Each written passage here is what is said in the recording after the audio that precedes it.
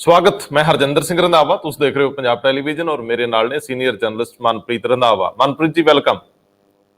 ਸ਼ੁਕਰੀਆ ਰੰਧਾਵਾ ਜੀ। ਮਨਪ੍ਰੀਤ ਜੀ, ਭਾਵੇਂ ਅੱਜ ਕੱਲ ਹਰੀਸ਼ ਰਾਵਤ ਦੀ ਗੇੜੀ ਬਹੁਤੇ ਅਰਥ ਨਹੀਂ ਰੱਖਦੀ, ਲੋਕ ਵਿਸ਼ਵਾਸ ਕਰਨੋਂ ਹਟ ਕੇ ਕਿਉਂਕਿ ਉਹ ਪੈਂਤੜੇ ਬਦਲ ਕੇ ਵੇਖਦੇ ਆ, ਲੇਕਿਨ ਹਾਈ ਕਮਾਂਡ ਔਰ ਪੰਜਾਬ ਪ੍ਰਦੇਸ਼ ਦੇ ਵਿੱਚ ਜਿਹੜਾ ਪੁਲ ਦਾ ਕੰਮ ਹੈ ਉਹ ਇਹੀ ਬੰਦਾ ਕਰਦਾ। ਸਵਾਲ ਇਹ ਆ ਕਿ ਕੈਪਟਨ ਅਮਰਿੰਦਰ ਸਿੰਘ ਨੂੰ ਮਿਲਣ ਲੱਗਿਆ ਕਿ ਕੈਪਟਨ ਸਾਹਿਬ ਨੇ 2 ਮੰਤਰੀ ਬਦਲਣ ਦੀ ਮੰਗ ਰੱਖੀ। ਇਹ ਸਵਾਲ ਪ੍ਰਮੁਖਤਾ ਨਾਲ ਉੱਭਰ ਰਿਹਾ। ਬਾਕੀ ਕੈਪਟਨ ਸਾਹਿਬ 3 ਆਪਣੇ ਆਲਾ ਅਧਿਕਾਰੀ ਜਿਨ੍ਹਾਂ 'ਚ ਹਰਪ੍ਰੀਤ ਸਿੱਧੂ, ਪੁਲਿਸ ਪ੍ਰਮੁੱਖ ਔਰ ਲੀਗਲ ਵਿੰਗ ਦੇ ਪ੍ਰਮੁੱਖ ਅਤੁਲ ਨੰਦਾ ਨੂੰ ਬਿਠਾ ਕੇ ਕੀ ਨਸ਼ਿਆਂ ਦੇ ਮਾਮਲੇ ਔਰ ਬੇਅਦਬੀ ਮਾਮਲਿਆਂ ਦੇ ਵਿੱਚ ਕੋਈ ਟਾਈਮ ਸੀਮਾ ਤੈਅ ਕਰਨ ਦੇ ਵਿੱਚ ਕਾਮਯਾਬ ਹੋਏ। ਹਰੀਸ਼ ਰਾਵਤ ਸਿੱਧੂ ਨੂੰ ਕੀ ਸੁਨੇਹਾ ਦੇਣ ਜਾ ਰਹੇ, ਲੇਕਿਨ ਸਿੱਧੂ ਦਾ ਦਿੱਲੀ ਪਹੁੰਚਣ ਦਾ ਇੱਕ ਵੱਡਾ ਖਬਰ ਅੱਗੇ ਵੱਧਦੀ ਰਹੀ ਬ੍ਰੇਕਿੰਗ ਨਿਊਜ਼ ਦੇ ਰੂਪ ਦੇ ਵਿੱਚ। ਉਧਰਲੇ ਬੰਨੇ ਸਮੇਧ ਸਿੰਘ ਸੈਣੀ ਨੂੰ ਹਾਈ ਕੋਰਟ ਦੇ ਵਿੱਚ ਫਿਰ ਅਜੇ ਕਈ ਚੀਜ਼ਾਂ ਦਾ ਸਾਹਮਣਾ, ਦੂਜੇ ਬੰਨੇ ਉਹ ਪੇਸ਼ ਨਹੀਂ ਹੋਏ। 15 ਦਿਨ ਮੰਗ ਗਏ। ਇਹ ਲੁਕਣ ਮੀਚੀ ਤੇ ਇੱਕ ਲੁਕਣ ਮੀਚੀ ਅੰਗਰੇਜ਼ੀ ਦੀ ਵੱਡੀ ਅਖਬਾਰ ਨੇ ਦਿਖਾਈ ਕਿ ਕਿਵੇਂ ਸਮੇਧ ਸੈਣੀ ਲੌਕਅਪ 'ਚ ਡਿੱਗਦੇ ਨੇ। ਉਹ ਸਾਰੇ ਵਰਤਾਰਿਆਂ ਦਾ ਜ਼ਿਕਰ ਵੀ ਕਰਨਾ ਬਣਦਾ ਹੈ। ਔਰ ਇੱਧਰ ਬਠਿੰਡੇ ਵਾਲੇ ਪਾਸੇ ਅਕਾਲੀ ਦਲ ਦੇ ਮਲੂਕਾਂ ਨੂੰ ਲੈ ਕੇ ਜਿਹੜੇ ਸਮੀਕਰਨ ਬਣ ਰਹੇ ਆ ਉਹ ਸਿਰਫ ਇੱਥੋਂ ਤੱਕ ਸੀਮਤ ਨਹੀਂ ਗਏ। ਆਉਂਦੀ ਸਰਕਾਰ ਬਣਨ ਦੇ ਲਈ ਪੱਬਾਂ ਭਾਰ ਅਕਾਲੀ ਵੱਡੇ ਲੀਡਰ ਵਜ਼ਾਰਤ ਵਿੱਚ ਜਗ੍ਹਾ ਨੂੰ ਪਾਉਣ ਲਈ ਵੀ ਲੈ ਕੇ 2-4 ਨੇ। ਇਹ ਆਖਰੀ ਮਸਲਾ ਇਹਦੇ ਵਿੱਚ ਇਹ ਆ ਕਿ ਕੀ ਜੋ ਹਾਲਾਤ ਬਣੇ ਹੋਏ ਆ ਉਹਨਾਂ 'ਚ ਬਿਜਲੀ ਸਮਝੌਤੇ ਰੱਦ ਕੀਤੇ ਜਾ ਸਕਣਗੇ ਪ੍ਰੋਪਰਲੀ ਜਾਂ ਨੋਟਿਸਾਂ ਤੱਕ ਹੀ ਸੀਮਤ ਗੱਲ ਰਹਿ ਜਾਊਗੀ।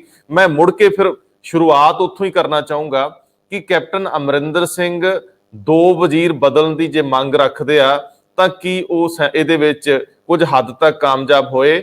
ਹਰੀਸ਼ ਰਾਵਤ ਦੋਨਾਂ ਧਿਰਾਂ 'ਚ ਕੋਈ ਸਹਿਮਤੀ ਬਣਾਉਣ 'ਚ ਕਾਮਯਾਬ ਹੋਏ ਜਾਂ ਜਸਟ ਚਾਹ ਰੋਟੀ ਡਿਨਰ ਇਹ ਸਾਰੀ ਡਿਪਲੋਮੈਸੀ ਇਦਾਂ ਹੀ ਅੱਗੇ ਵੱਧਦੀ ਰਹੀ? ਦੇਖੋ ਰੰਧਾਵਾ ਜੀ, ਪਿਛਲੇ ਦਿਨਾਂ ਦੇ ਵਿੱਚ ਜਿਸ ਤਰ੍ਹਾਂ ਹਰੀਸ਼ ਰਾਵਤ ਹੋਣਾ ਨੇ ਕੁਝ ਬਿਆਨਬਾਜ਼ੀਆਂ ਕੀਤੀਆਂ, ਟਿੱਪਣੀਆਂ ਕੀਤੀਆਂ ਤੇ ਬਾਅਦ ਦੇ ਵਿੱਚ ਉਸ ਤੋਂ ਪਲਟ ਇਸ ਕਰਕੇ ਗਏ ਕਿ ਕਿਤੇ ਨਾ ਕਿਤੇ ਹਾਈ ਕਮਾਂਡ ਦਾ, ਕਾਂਗਰਸ ਹਾਈ ਕਮਾਂਡ ਸੋਨੀਆ ਗਾਂਧੀ, ਰਾਹੁਲ ਗਾਂਧੀ, ਇਹਨਾਂ ਦਾ ਸਾਰਿਆਂ ਦਾ ਪ੍ਰੈਸ਼ਰ ਸੀ। ਜਿਸ ਹਿਸਾਬ ਨਾਲ ਉਹਨਾਂ ਨੇ ਕਹਿਤਾ ਸੀ ਕਿ ਸਨ 2022 ਦੇ ਸਾਡੇ ਜਿਹੜੇ ਮੁੱਖ ਮੰਤਰੀ ਜਾਂ ਉਹਨਾਂ ਦੇ ਅਧੀਨ ਹੀ ਅਸੀਂ ਚੋਣ ਲੜਾਂਗੇ, ਕੈਪਟਨ ਅਮਰਿੰਦਰ ਸਿੰਘ ਉਹਨਾਂ ਦੀ ਗੱਲ ਕਹੀ ਸੀ। ਇਹ ਚੀਜ਼ਾਂ ਉੱਪਰ ਤੱਕ ਠੀਕ ਨਹੀਂ ਗਈਆਂ ਕਿਉਂਕਿ ਇੰਚਾਰਜ ਹੋਣਾ ਤੇ ਆਪਣੇ ਆਪ ਹੀ ਐਲਾਨ ਕਰ ਦੇਣਾ ਇਹ ਥੋੜੀਆਂ ਵੱਖਰੀਆਂ ਗੱਲਾਂ। ਹੁਣ ਉਹਨਾਂ ਦੀ ਪੰਜਾਬ ਫੇਰੀ ਦੀ ਜੇ ਆਪਾਂ ਗੱਲ ਕਰੀਏ ਤੇ ਇਹ ਗੱਲ ਬਹੁਤ ਜ਼ਰੂਰੀ ਆ। ਜ਼ਿਆਦਾਤਰ ਜਿਹੜੀਆਂ ਸਾਨੂੰ ਗੱਲਾਂ ਪਤਾ ਇਹ ਲੱਗ ਰਹੀਆਂ ਕਿ ਆਮ ਤੌਰ ਤੇ ਉਹਨਾਂ ਨੇ ਸਾਰਿਆਂ ਨਾਲ ਬੈਠ ਕੇ, ਪਹਿਲਾਂ ਨਵਜੋਤ ਸਿੰਘ ਸਿੱਧੂ ਤੇ ਫਿਰ ਕੱਲ ਕੈਪਟਨ ਅਮਰਿੰਦਰ ਸਿੰਘ ਨਾਲ ਉਹਨਾਂ ਨੇ ਬੈਠ ਕੇ ਜਿਹੜਾ 18 ਨੂੰ 31 ਪ੍ਰੋਗਰਾਮ ਦਿੱਤਾ ਉਸ ਬਾਰੇ ਜਿਹੜੀ ਆ ਉਹ ਬਹੁਤੀ ਚਰਚਾ ਕੀਤੀ ਆ।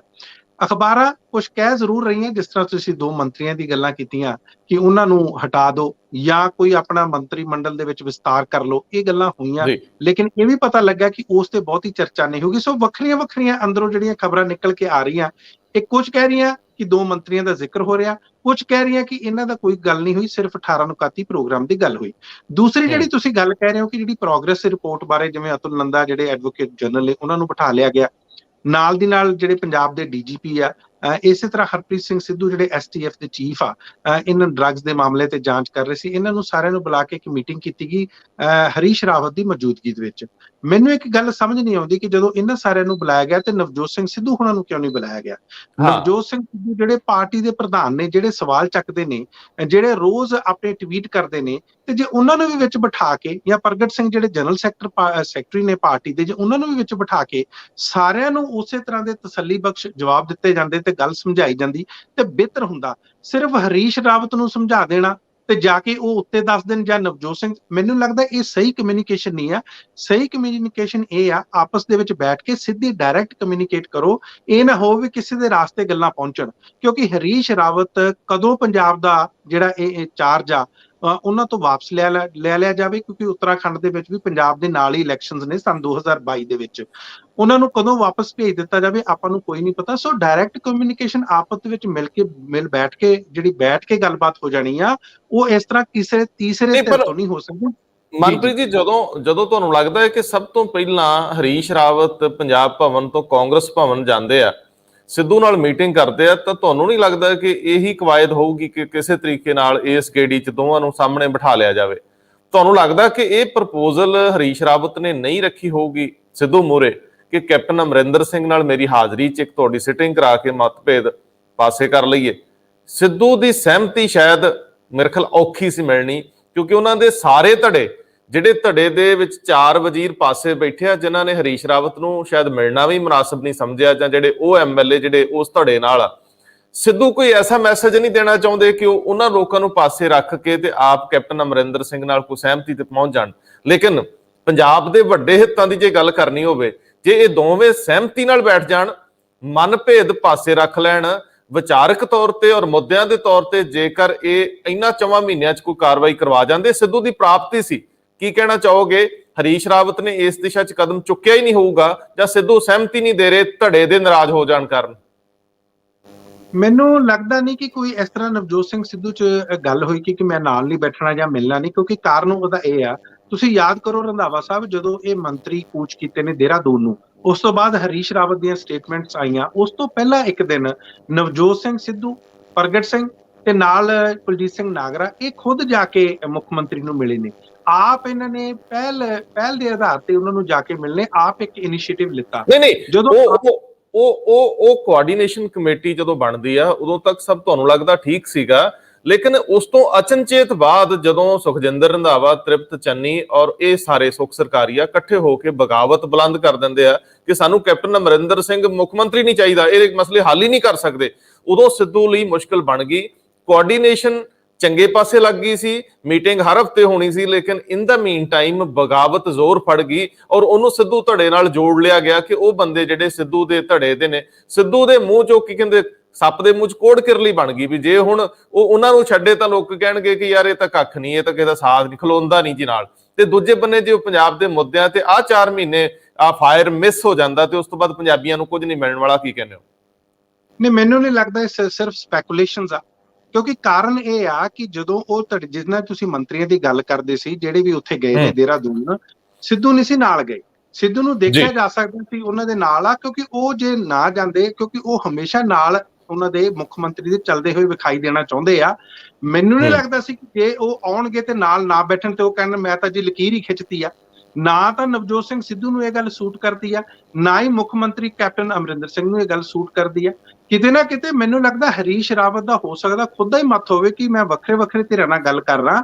ਆਪ ਉਹ ਫਸ ਗਏ ਸੀ ਇਸ ਮਾਮਲੇ 'ਚ। ਪਹਿਲਾਂ ਆਪਾਂ ਨੂੰ ਇਹ ਗੱਲ ਯਾਦ ਰੱਖਣੀ ਚਾਹੀਦੀ ਹੈ ਕਿ ਆਪ ਉਹ ਗੱਲ ਕਹਿ ਕੇ ਫਸ ਗਏ ਸੀ ਕਿ ਸਾਡੇ ਹੋ ਸਕਦਾ ਜਿਹੜੀ ਆਉਣ ਵਾਲੀਆਂ ਪੰਜਾਬ ਦੀਆਂ ਚੋਣਾਂ ਉਹ ਕੈਪਟਨ ਅਮਰਿੰਦਰ ਸਿੰਘ ਦੇ ਅਧੀਨ ਹੀ ਅਸੀਂ ਲੜੀਏ। ਇਹਨਾਂ ਗੱਲਾਂ 'ਚੋਂ ਨਿਕਲਣ ਲਈ ਉਹ ਵੱਖਰੇ ਵੱਖਰੇ ਤੌਰ ਤੇ ਮਿਲੇ। ਉਹ ਚਾਹ ਸਕਦੇ ਸੀ ਕਿ ਅਸੀਂ ਦੋਨਾਂ ਨੂੰ ਬੁਲਾਇਆ, ਅਸੀਂ ਦੋਨਾਂ ਇਕੱਠੇ ਮਿਲ ਕੇ ਗੱਲ ਕਰ ਸਕਦੇ ਹਾਂ। ਇਹਦੇ 'ਚ ਨਾ ਤਾਂ ਨਵਜੋਤ ਸਿੰਘ ਸਿੱਧੂ ਨਾ ਕਰ ਸਕਦੇ ਸੀ, ਨਾ ਕੈਪਟਨ ਅਮਰਿੰਦਰ ਸਿੰਘ ਨਾ ਕਰ ਸਕਦੇ ਸੀ। ਮੈਨੂੰ ਦੱਸੋ ਕਿਸੇ ਧਿਰ ਨੇ ਨਾ ਕਰਨੀ ਸੀ। ਲੇਕਿਨ ਵੱਖਰੇ ਵੱਖਰੇ ਮਿਲ ਕੇ ਇਹ ਇੱਕ ਤਰ੍ਹਾਂ ਦਾ ਸੰਦੇਸ਼ ਜਾਂਦਾ, ਇੱਕ ਮੈਸੇਜ ਜਾਂਦਾ ਕਿ ਨਹੀਂ ਹਜੇ ਵੀ ਮੈਂ ਬੜੀ ਕੋਸ਼ਿਸ਼ ਕਰ ਰਿਹਾ। ਵੈਸੇ ਮੈਨੂੰ ਲੱਗਦਾ ਨਹੀਂ, ਠੀਕ ਹੈ ਤੁਹਾਡੀ ਗੱਲ ਕਿ ਸੱਚਮੁੱਚ ਆ ਇਹ ਅਜੇ ਅੰਦਰ ਸਭ ਅੱਛਾ ਨਹੀਂ। ਲੇਕਿਨ ਇੱਕ ਚੀਜ਼ ਮੈਨੂੰ ਜ਼ਰੂਰ, ਕਿਉਂਕਿ ਤੁਹਾਡਾ ਅਨੁਭਵ ਬੜਾ, ਮੈਨੂੰ ਇਹ ਦੱਸਿਓ, ਸਮਝਾਇਓ, ਸ਼ਾਇਦ ਮੈਂ ਗਲਤ ਹੋਵਾਂ। ਜਦੋਂ ਹਰੀਸ਼ ਰਾਵਤ ਤੇ ਬਿਆਨ ਦੇ ਦਿੰਦੇ ਆ ਕਿ ਅਗਲਾ ਚਿਹਰਾ ਜਾਂ ਲੀਡਰਸ਼ਿਪ ਕੈਪਟਨ ਅਮਰਿੰਦਰ ਸਿੰਘ ਦੀ ਹੋਊਗੀ 2022 ਲਈ, ਤੇ ਉਹਨੂੰ ਕਾਂਗਰਸ ਦੀ ਜਿਹੜੀ ਸਿਖਰਲੀ ਲੀਡਰਸ਼ਿਪ ਆ, ਜਿਹੜੀ ਪਰਿਵਾਰ ਦੀ ਲੀਡਰਸ਼ਿਪ, ਗਾਂਧੀ ਪਰਿਵਾਰ ਦੀ, ਉਹ ਕੰਡੈਮ ਕਿਉਂ ਨਹੀਂ ਕਰਦੇ? ਜਦੋਂ ਪੰਜਾਬ ਦੇ ਵਿੱਚ ਸੁਣਿਆ ਕਿ ਸਰਵੇ ਸਿੱਧੂ ਦੇ ਨਾਂ ਤੇ ਬੋਲਦੇ ਰਹੇ ਕਿ ਸਿੱਧੂ ਦੀ ਅਗਵਾਈ 'ਚ ਚੋਣਾਂ ਜਿੱਤੀਆਂ ਜਾ ਸਕਦੀਆਂ, ਕੈਪਟਨ ਅਮਰਿੰਦਰ ਸਿੰਘ ਉਹਨੇ ਸਾਰਥਕ ਨਹੀਂ ਰਹੇ। ਜੇ ਐਸੀ ਸਥਿਤੀ ਹਰੀਸ਼ ਰਾਵਤ ਨੇ ਪੈਦਾ ਕਰਤੀ ਸੀ ਆਪ ਮੁਹਾਰੇ, ਤੁਹਾਨੂੰ ਲੱਗਦਾ ਕਿ ਹਾਈ ਕਮਾਂਡ ਇਹੋ ਜਿਹੇ ਮਾਮਲਿਆਂ ਨੂੰ ਦਰਕਨਾਰ ਕਰ ਸਕਦੀ ਸੀ? ਰਾਹੁਲ ਗਾਂਧੀ ਜਾਂ ਉਹਨਾਂ ਦੇ ਕਿਸੇ ਵੀ ਹੋਰ ਅਧਿਕਾਰਤ ਬੰਦੇ ਵੱਲੋਂ, ਭਾਵੇਂ ਵੇਣੂ ਗੋਪਾਲ ਹੋਣ ਜਾਂ ਖੜਗੇ ਹੋਣ, ਕੋਈ ਵੀ ਵਿਅਕਤੀ ਕੰਡੈਮ ਕਰ ਸਕਦਾ ਸੀ ਕਿ ਨਿੱਜੀ ਵਿਚਾਰ ਨੇ ਰਾਵਤ ਦੇ? ਉੱਥੋਂ ਵੀ ਇੱਕ ਚੁੱਪ ਰਹੀ, ਇਹ ਚੁੱਪ ਦੇ ਵੀ ਕੁਰਤ ਕੱਢੋਗੇ? ਰੰਧਾਵਾ ਜੀ ਯਾਦ ਕਰੋ ਜਦੋਂ ਇਹ ਗੱਲ ਹੋਈ ਸੀ ਤੇ ਨਾਲ ਦੀ ਨਾਲ ਰਾਹੁਲ ਗਾਂਧੀ ਨਾਲ ਇੱਕ ਲੰਬੀ ਮੀਟਿੰਗ ਹੋਈ ਸੀ ਤੇ ਮਲਕਾ ਅਰਜੁਨ ਖੜਗੇ ਨਾਲ ਵੀ ਗੱਲ ਹੋਈ ਸੀ। ਉਸ ਤੋਂ ਬਾਅਦ ਹੀ ਆ ਕੇ ਜਿਹੜੇ ਹਰੀਸ਼ ਰਾਵਤ ਦੇ ਜਿਹੜੇ ਬਿਆਨ ਆ ਉਹ ਬਦਲ ਜਾਂਦੇ ਨੇ। ਤਦੇ ਹੀ ਉਹ ਆ ਕੇ ਕਹਿੰਦੇ ਨੇ ਕਿ ਮੈਂ ਤਾਂ ਮਜ਼ਾਕ ਕਰਦਾ ਸੀ। ਇਸ ਦਾ ਮਤਲਬ ਇਹ ਸੀ ਕਿ ਹਾਈ ਕਮਾਂਡ ਨੇ ਬਹੁਤ ਸਖਤ ਨੋਟਿਸ ਲਿੱਤਾ ਸੀ। ਉਹ ਨਹੀਂ ਸੀ ਚਾਹੁੰਦੇ ਕਿ ਖੁਦ ਬਿਆਨ ਦਿੰਦੇ। ਜਿਸ ਵਿਅਕਤੀ ਨੇ ਖੁਦ ਗਲਤੀ ਕੀਤੀ ਹੋਵੇ, ਕਦੇ ਵੀ ਤੁਸੀਂ ਕਾਂਗਰਸ ਦਾ ਅਗਰ ਇਤਿਹਾਸ ਦੇਖੋ, ਆਮ ਤੌਰ ਤੇ ਕਦੇ ਵੀ ਉਹ ਪਹਿਲਾਂ ਜਾ ਕੇ ਆਪਣਾ ਮੁੱਖ ਮੰਤਰੀ ਦਾ ਐਲਾਨ ਨਹੀਂ ਕਰਦੇ। ਪਿਛਲੇ ਸੰਨ 2017 ਦੀਆਂ ਇਲੈਕਸ਼ਨਸ ਵੀ ਦੇਖ ਲਓ, ਅਖੀਰ ਤੱਕ ਕੈਪਟਨ ਅਮਰਿੰਦਰ ਸਿੰਘ ਉਹਨਾਂ ਨੂੰ ਜੂਝਣਾ ਪਿਆ ਸੀ, ਲੜਾਈ ਕਰਨੀ ਪਈ ਸੀ ਕਿ ਮੈਨੂੰ ਥਾਪ ਦਿਓ, ਨਹੀਂ ਤਾਂ ਮੈਂ ਹੋ ਸਕਦਾ ਭਾਰਤੀ ਜਨਤਾ ਪਾਰਟੀ ਚਲਾ ਜਾਵਾਂ। ਉਸ ਤੋਂ ਬਾਅਦ ਇਹਨਾਂ ਨੇ ਰਾਹੁਲ ਗਾਂਧੀ ਦੇ ਖਿਲਾਫ ਵੀ ਬੜੀਆਂ ਇਸ ਤਰ੍ਹਾਂ ਦੀਆਂ ਟਿੱਪਣੀਆਂ ਕੀਤੀਆਂ ਸੀ। ਇਸ ਦੇ ਬਾਵਜੂਦ ਵੀ ਉਹਨਾਂ ਨੂੰ ਬਾਅਦ ਚ ਪ੍ਰਧਾਨ ਬਣਾਇਆ ਗਿਆ ਤੇ ਮੁੱਖ ਮੰਤਰੀ ਦਾ ਚਿਹਰਾ ਵੀ ਥਾਪਿਆ ਗਿਆ। ਮੇਰਾ ਕਹਿਣ ਦਾ ਮਤਲਬ ਆ ਕਿ ਹਰੀਸ਼ ਰਾਵਤ ਆਪਣੇ ਬਿਆਨ ਕਦੇ ਵੀ ਨਾ ਬਦਲਦੇ, ਉਹਨਾਂ ਨੂੰ ਕਦੇ ਵੀ ਨਮੋਸ਼ੀ ਨਾ ਚੱਲਣੀ ਪੈਂਦੀ ਜੇ ਹਾਈ ਕਮਾਂਡ ਉਹਨਾਂ ਨੂੰ ਘੂਰਦੀ ਨਾ, ਜਾਂ ਹਾਈ ਕਮਾਂਡ ਉਹਨਾਂ ਨੂੰ ਝਟਕਾ ਨਾ ਮਾਰਦੀ।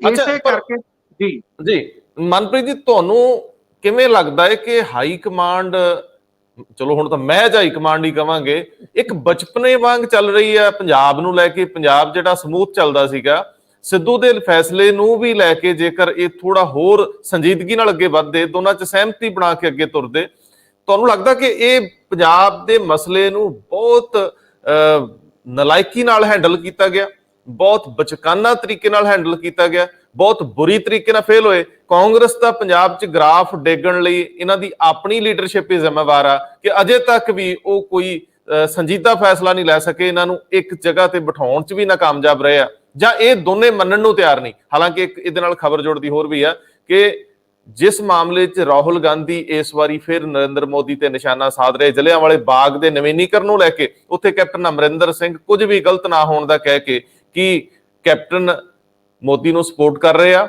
ਜਾਂ ਰਾਹੁਲ ਗਾਂਧੀ ਨੂੰ ਕੰਡੈਮ ਕਰ ਰਹੇ ਆ? ਇਹ ਪਹਿਲਾ ਸਵਾਲ ਤੇ ਦੂਜਾ ਦੋਨਾਂ ਨੂੰ ਇਕੱਠੇ ਕਰ ਲਿਓ। ਦੇਖੋ ਰੰਧਾਵਾ ਜੀ, ਮੈਨੂੰ ਨਹੀਂ ਲੱਗਦਾ ਕੋਈ ਇਸ ਤਰ੍ਹਾਂ ਦੀ ਨਲਾਇਕੀ ਹੋਈ ਆ। ਜਦੋਂ ਤੋਂ ਉਹਨਾਂ ਨੂੰ ਪਤਾ ਲੱਗਾ ਕਿ ਕੈਪਟਨ ਅਮਰਿੰਦਰ ਸਿੰਘ ਸ਼੍ਰੋਮਣੀ ਅਕਾਲੀ ਦਲ, ਭਾਰਤੀ ਜਨਤਾ ਪਾਰਟੀ, ਇਹਨਾਂ ਸਾਰਿਆਂ ਨਾਲ ਰਲ ਕੇ ਚੱਲ ਰਹੇ ਆ, ਤੇ ਕੋਸ਼ਿਸ਼ ਇਹੀ ਸੀ ਕਿ ਇਹਨਾਂ ਨੂੰ ਪਾਸੇ ਕਿੱਦਾਂ ਕੀਤਾ ਜਾਵੇ। ਜਿਹੜੇ ਵਿਅਕਤੀ ਉਹਨਾਂ ਪਾਰਟੀਆਂ ਦੇ ਖਿਲਾਫ, ਉਹਨਾਂ ਦੇ ਲੀਡਰਾਂ ਦੇ ਖਿਲਾਫ ਬੋਲ ਰਹੇ ਸੀ, ਉਹਨਾਂ ਨੂੰ ਸਾਈਡਲਾਈਨ ਕੀਤਾ ਹੋਇਆ ਸੀ। ਉਹ ਤਾਂ ਘਰੇ ਬੈਠੇ ਸੀ ਤੇ ਉਹ ਕਹਿੰਦੇ ਸੀ ਕਿ ਆਪਾਂ ਕੋਈ ਕਾਰਵਾਈ ਕਰੀਏ। ਜੇ ਇਹੀ ਕੈਪਟਨ ਅਮਰਿੰਦਰ ਸਿੰਘ ਸ਼ੁਰੂ ਤੋਂ ਇਹ ਸਾਰੇ ਕੰਮ ਕਰਦੇ, ਅੱਜ 18 ਨੁਕਾਤੀ ਪ੍ਰੋਗਰਾਮ ਜਦੋਂ 6 ਮਹੀਨੇ ਰਹਿ ਗਏ ਆ, ਉਦੋਂ ਗੱਲਾਂ ਹੋ ਰਹੀਆਂ, ਤੇ ਕਿਉਂ ਨਹੀਂ ਪਹਿਲਾਂ, ਅੱਜ ਤੋਂ ਸਾਲ ਪਹਿਲਾਂ, 2 ਸਾਲ 2.5 ਸਾਲ ਪਹਿਲਾਂ ਸ਼ੁਰੂ ਹੋ ਜਾਂਦੇ? ਇੰਨੀ ਕੀ ਗੱਲ ਜ਼ਰੂਰ ਆ ਕਿ ਇਹਨਾਂ ਤੋਂ ਦੇਰ ਤੋਂ ਪੁੱਛਿਆ ਗਿਆ। ਕਾਰਨ ਇਹ ਸੀ ਕਿ ਉਹਨਾਂ ਨੂੰ ਲੱਗਦਾ ਸੀ ਕਿ ਕਿਤੇ ਨਾ ਕਿਤੇ ਕੈਪਟਨ ਅਮਰਿੰਦਰ ਸਿੰਘ ਇਹਨਾਂ ਗੱਲਾਂ ਉੱਤੇ ਖਰੇ ਨਿਤਰਨਗੇ। ਪਰ ਜਦੋਂ ਲਗਾਤਾਰ ਕਾਂਗਰਸ ਪਾਰਟੀ ਦਾ ਗ੍ਰਾਫ ਥੱਲੇ ਜਾ ਰਿਹਾ ਸੀ, ਐਮਐਲਏ ਨੇ, ਮੰਤਰੀਆਂ ਨੇ ਸਵਾਲ ਖੜੇ ਕਰਨੇ ਸ਼ੁਰੂ ਕਰ ਦਿੱਤੇ ਕਿ ਕੈਪਟਨ ਅਮਰਿੰਦਰ ਸਿੰਘ ਤਾਂ ਕੁਝ ਕਰ ਹੀ ਨਹੀਂ ਰਹੇ, ਇਹ ਤਾਂ ਜਾ ਕੇ ਅਕਾਲੀ ਦਲ ਦੀ ਝੋਲੀ 'ਚ ਬੈਠੇ ਆ, ਤੇ ਆਪਾਂ ਨੂੰ ਕੁਝ ਕਵਾਇਦ ਕਰਨੀ ਚਾਹੀਦੀ ਹੈ, ਕੁਝ ਕੋਸ਼ਿਸ਼ ਕਰਨੀ ਚਾਹੀਦੀ ਹੈ, ਤਾਂ ਹੀ ਹਾਈ ਕਮਾਂਡ ਅੱਗੇ ਨਿਕਲ ਕੇ ਆਉਂਦਾ। ਦੂਸਰੀ ਗੱਲ, ਹਾਈ ਕਮਾਂਡ ਨੂੰ ਇਹ ਵੀ ਪਤਾ ਸੀ ਕਿ ਜਦੋਂ ਹਰੀਸ਼ ਰਾਵਤ ਹੋਣੀ ਆਪਣੇ ਆਪ ਚਿਹਰਾ ਐਲਾਨ ਦਿੰਦੇ ਨੇ, ਇਹ ਵੀ ਉਹਨਾਂ ਨੇ ਗਲਤੀ ਕੀਤੀ ਆ। ਕਿਤੇ ਨਾ ਕਿਤੇ ਹਰੀਸ਼ ਰਾਵਤ, ਉਹਨਾਂ ਨੇ ਇਹ ਵੀ ਦੇਖਿਆ ਕਿ ਕੈਪਟਨ ਅਮਰਿੰਦਰ ਸਿੰਘ ਹੋਣਾ ਦੇ ਹੱਕ 'ਚ ਭੁਗਤ ਰਹੇ ਆ। ਸੋ ਸਾਰੀਆਂ ਗੱਲਾਂ ਤੇ ਉਹ ਨੋਟਿਸ ਲੈ ਰਹੇ ਆ। ਠੀਕ ਹੈ, ਇਹੀ ਗੱਲਾਂ ਜਿਹੜੀਆਂ ਕਵਾਇਦ ਸੀ, 18 ਨੁਕਾਤੀ ਪ੍ਰੋਗਰਾਮ ਸੀ, ਇਹ 2.5 ਸਾਲ ਪਹਿਲਾਂ ਸ਼ੁਰੂ ਹੋ ਸਕਦੀਆਂ ਸੀ। ਇਹ ਗੱਲ ਮੈਂ ਤੁਹਾਡੇ ਨਾਲ ਬਿਲਕੁਲ ਸਹਿਮਤ ਹਾਂ।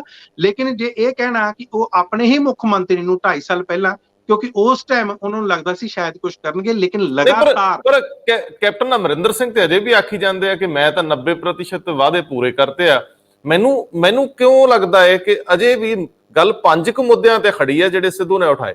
ਮੈਨੂੰ ਅਜੇ ਵੀ ਲੱਗਦਾ ਹੈ ਕਿ ਕਿਉਂਕਿ ਸਿੱਧੀ ਲੜਾਈ ਅਕਾਲੀਆਂ ਨਾਲ ਆ, ਸਿੱਧੀ ਲੜਾਈ ਬਾਦਲ ਕਿਆਂ ਨਾਲ ਹੋਣ ਵਾਲੀ ਆ, ਔਰ ਉੱਥੇ 3 ਮਾਮਲੇ ਅਹਿਮ ਨੇ। ਤਿੰਨੇ ਮਾਮਲੇ ਉਸ ਲੜਾਈ ਨਾਲ ਜੁੜਦੇ ਆ, ਜਿਨ੍ਹਾਂ ਦੇ ਵਿੱਚ ਨਸ਼ਿਆਂ ਦਾ ਮਾਮਲਾ ਹੈ, ਜਿਹਦੇ ਵਿੱਚ ਬੇਅਦਬੀ ਦਾ ਮਾਮਲਾ ਹੈ, ਤੇ ਜਿਨ੍ਹਾਂ ਦੇ ਵਿੱਚ ਫਾਲਟੀ ਪੀਪੀਏ ਦਾ ਮਾਮਲਾ ਹੈ। ਤੁਹਾਨੂੰ ਲੱਗਦਾ ਹੈ ਕਿ ਬਾਕੀ ਮੁੱਦੇ ਤਾਂ ਮਹਿਜ ਐਵੇਂ ਮੂੰਹ ਰੱਖਣੀ ਹੈ? ਇਹਨਾਂ 4 ਮੁੱਦਿਆਂ ਤੇ, ਖਾਸ ਤੌਰ ਤੇ ਚੌਥਾ ਭਾਵੇਂ ਮਾਈਨਿੰਗ ਨੂੰ ਲੈ ਲਓ ਜਾਂ ਬਾਕੀ ਜਿਹੜੀ ਗਲਤ ਪ੍ਰੈਕਟਿਸਿਸ ਹੋ ਰਹੀਆਂ ਨੇ, ਇਹ 3 ਮੁੱਦਿਆਂ ਤੇ ਮੇਨ ਲੜਾਈ ਹੋਣੀ ਹੈ, ਜਿੱਥੇ ਹੁਣ ਡੀਜੀਪੀ ਔਰ ਬਾਕੀ ਦੋਵੇਂ ਬਿਠਾਉਣੇ ਪੈ ਗਏ ਕੈਪਟਨ ਅਮਰਿੰਦਰ ਸਿੰਘ ਨੂੰ।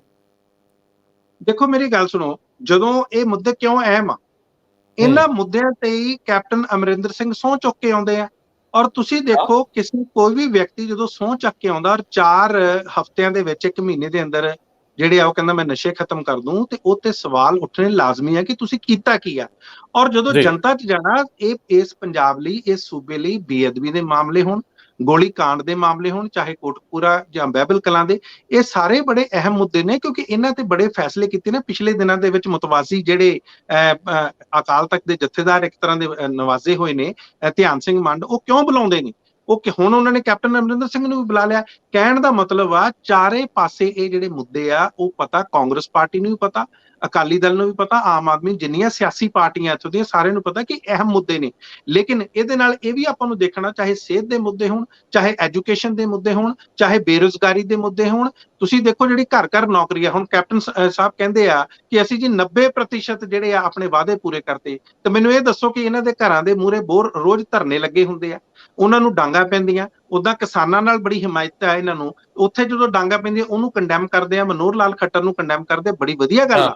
ਪਿਛਲੇ ਦਿਨਾਂ ਵਿੱਚ ਗੰਨੇ ਦੇ ਭਾਅ ਵਧਾ ਕੇ ਇਹਨਾਂ ਨੇ ਬੜਾ ਵਧੀਆ ਕੰਮ ਕੀਤਾ, ਅਸੀਂ ਉਸ ਦੀ ਸ਼ਲਾਘਾ ਵੀ ਕਰਦੇ ਹਾਂ।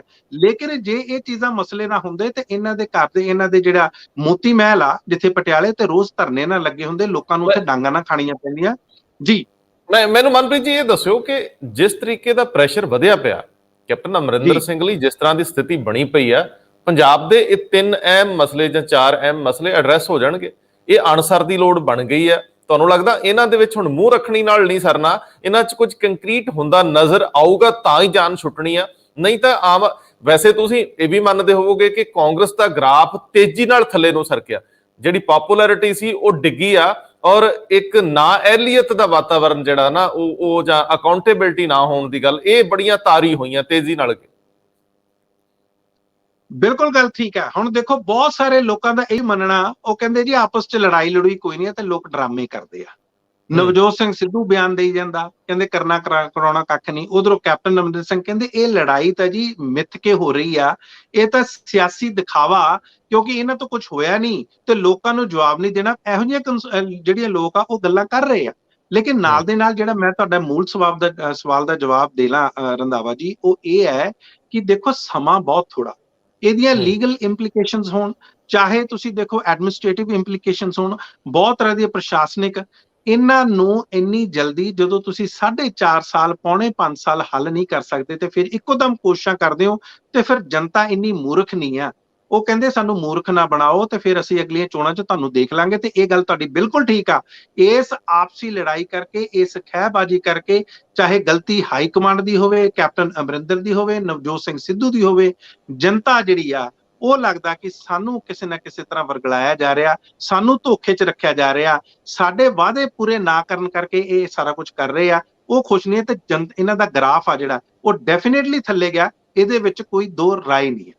ਤੁਹਾਡੀ ਗੱਲ ਨੂੰ ਮੈਂ ਅੱਗੇ ਵਧਾਵਾਂ। ਠੀਕ ਗੱਲ ਆ ਕਿ ਜਦੋਂ ਸਮਾਂ ਥੋੜਾ ਰਹਿ ਜਾਂਦਾ ਤੇ ਉਦੋਂ ਤੇਜ਼ੀ ਨਾਲ ਫਿਰ ਕਾਰਵਾਈਆਂ ਹੁੰਦੀਆਂ, ਲੇਕਿਨ ਹਰੇਕ ਚੀਜ਼ ਦੀਆਂ ਪਚੀਦਗੀਆਂ ਨੇ। ਜਿਵੇਂ ਹੁਣ ਸੁਮੇਧ ਸਿੰਘ ਸੈਣੀ ਨੇ ਵਿਜੀਲੈਂਸ ਨੂੰ ਕਿਹਾ ਮੈਨੂੰ 15 ਦਿਨ ਦਾ ਸਮਾਂ ਦਿਓ। ਜੇ 4 ਵਾਰੀ 15 ਦਿਨ ਦਾ ਸਮਾਂ ਕੋਟਾਂ ਕਾਟਾਂ ਰਾਹੀਂ ਹੋ ਕੇ ਨਿਕਲ ਗਿਆ ਤਾਂ ਫਿਰ ਕੌਣ ਕਿਹਨੂੰ ਹੱਥ ਪਾ ਲੂ, ਉਦੋਂ ਨੂੰ ਇਲੈਕਸ਼ਨ ਆ ਜਾਣੀ ਆ ਤੇ ਗੱਲ ਘੱਟੇ ਕੌਡੀ ਰੁਲ ਜਾਣੀ ਆ। ਮੈਨੂੰ ਇਹ ਵੀ ਦਿਸ ਰਿਹਾ ਕਿ ਸੁਖਬੀਰ ਸਿੰਘ ਬਾਦਲ ਤੇਜ਼ੀ ਨਾਲ ਆਪਣੇ ਰੱਥ ਨੂੰ ਅੱਗੇ ਵਧਾ ਰਿਹਾ, ਹਰ ਦਿਨ ਟਿਕਟਾਂ ਦੀ ਅਨਾਉਂਸਮੈਂਟ ਹੋ ਰਹੀ ਹੈ। ਸੋ ਖੈਰ ਕਾਂਗਰਸ ਵੀ ਇਸੇ ਹੀ ਲੜਾਈ 'ਚ ਪਿੱਛੇ ਰਹਿਣ ਦੇ ਡਰੋਂ ਹੱਥ ਪੈਰ ਮਾਰਦੀ ਫਿਰਦੀ ਹੈ। ਸਿੱਧੂ ਵਰਗਾ ਵਿਅਕਤੀ ਜਿਹੜਾ ਖਾਸ਼ੀ ਹੈ, ਜਿਹਨੂੰ ਪਤਾ ਹੈ ਕਿ ਮੇਰੀ ਹੁਣ ਸਿਆਸੀ ਕੈਰੀਅਰ ਦੀ ਇਹ ਆਖਰੀ ਜੀ ਲੜਾਈ ਹੈ, ਜੇ ਇਸ ਵਾਰੀ ਕਾਮਯਾਬੀ ਨਹੀਂ ਮਿਲਦੀ ਤਾਂ ਸ਼ਾਇਦ ਸਿਆਸਤ ਛੱਡਣੀ ਅਣਸਰ ਦੀ ਲੋੜ ਹੋਊਗੀ, ਨਹੀਂ ਤਾਂ ਫਿਰ ਐਵੇਂ ਦਿਨ ਟਪਾਈ ਹੋਊਗੀ, ਲੋਕ ਯਕੀਨ ਕਰਨੋਂ ਹਟ ਜਾਂਦੇ ਆ। ਮੈਨੂੰ ਇਸ ਨਜ਼ਰੀਏ ਤੋਂ ਅੱਗੇ ਵਧਾ ਦਿਓ, ਇਹ ਸਾਰੀ ਲੜਾਈ 'ਚ ਅਕਾਲੀ ਦਲ ਨੂੰ ਬੈਨੀਫਿਟ ਹੋਇਆ, ਲੇਕਿਨ ਅਕਾਲੀ ਦਲ ਤੇਜ਼ੀ ਨਾਲ ਫੈਸਲੇ ਲੈਣ ਦੇ ਚੱਕਰ 'ਚ ਆਪਣੇ ਪੁਰਾਣੇ ਵਫਾਦਾਰ ਕੁਝ ਲੋਕ, ਭਾਵੇਂ ਉਹਨਾਂ ਦੀਆਂ ਮੰਗਾਂ ਗੈਰ ਵਾਜਬ ਹੋਣ 2-2 ਟਿਕਟਾਂ ਲੈਣ ਦੀਆਂ, ਪਰ ਮਾਲਵੇ 'ਚ ਜਿਹੜੀ ਲੜਾਈ ਗਹਿ-ਗਚ ਹੋਣ ਲੱਗ ਗਈ।